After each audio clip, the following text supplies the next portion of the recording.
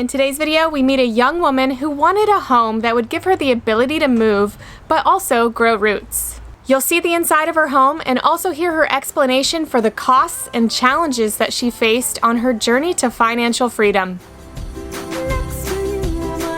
So let's take a look at Adelle's ultra minimalistic tiny house life that allows her to work less and play more.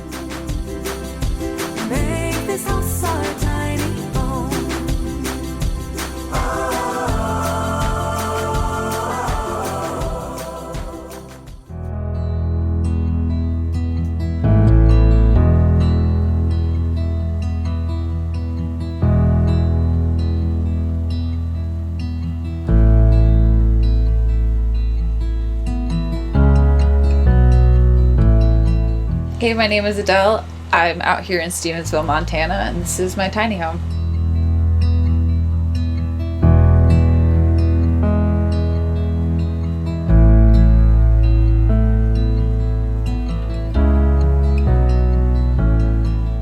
So I was living out in Utah and I had a 1,600 square foot home. It was quite large for my purposes. I wasn't really using all of the space, and everywhere I've been I feel like I've kind of always had a little bit of extra space that I didn't always need. So tiny living has kind of always been a dream of mine, and kind of living in a space that just fits your needs and just is only what you need and nothing more.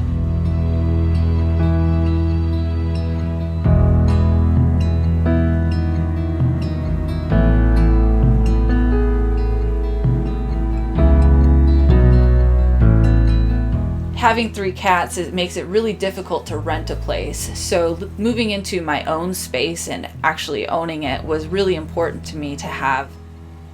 I have lived in 7 different states and I've moved probably over 40 times in my life. After a while it gets a little exhausting and I kind of figure, well, why can't I bring my home with me everywhere I go? I have keepsakes all over that just remind me of my travels and everywhere that I've lived, and kind of just remember home.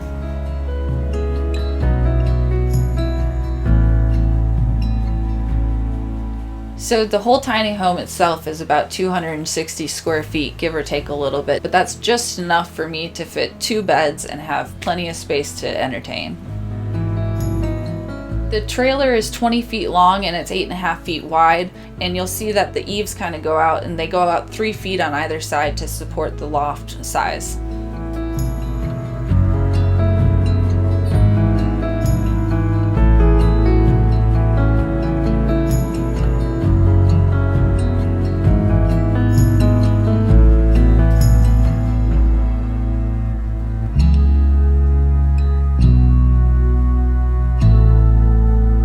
Buying a used tiny home is quite a bit less expensive than buying something that's pre-made or prefabbed. When you're purchasing a tiny home that someone else has built, if they don't get it certified or don't get qualifications done on it, it can be really difficult to get a loan for a tiny home.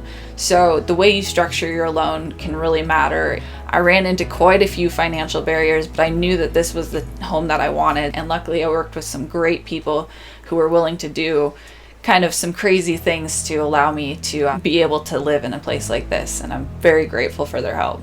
One of the great things about not owing a whole lot on your home and being able to pay it off in a quick amount of time is that gives you the freedom to not work as much. So I get a 3-day weekend every weekend to go out and enjoy, go camping, go hiking, go float down the river, and just enjoy being out here in beautiful Montana.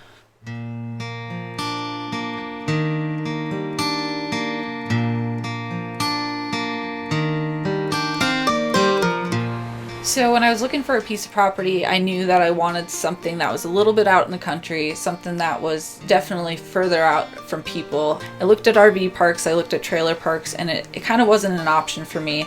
A place to park out here is around $400 to $500 a month, so it's a pretty considerable amount. I got a pretty good deal on a great view out here, and I couldn't beat it.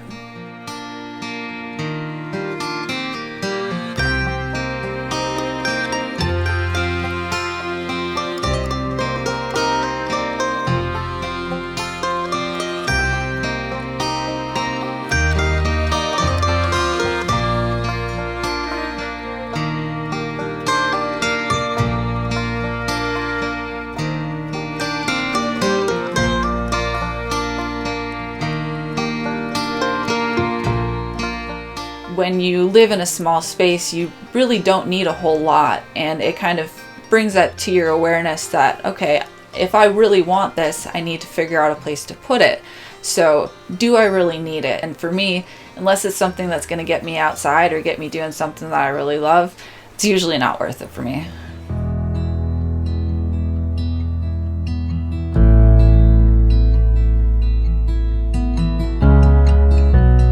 My ultimate goal is to get land of my own, and I'm saving up for a really nice piece of property with some water running through it and everything that I need.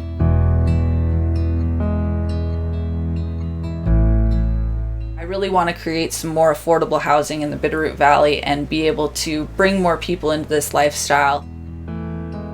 One of the great things about living in a tiny home is there's tons of balance with having some financial freedom and being able to live an outdoor life. I feel like it brings a lot of environmental qualities out in people, and it kind of makes you more aware of everything that's around you.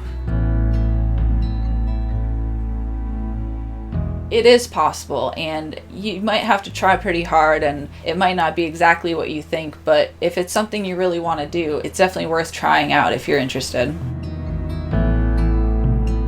Hope you guys enjoyed this week's video on the tiny house movement. Make sure to like, share, and subscribe to see more. And I'll be back next week with an all new video.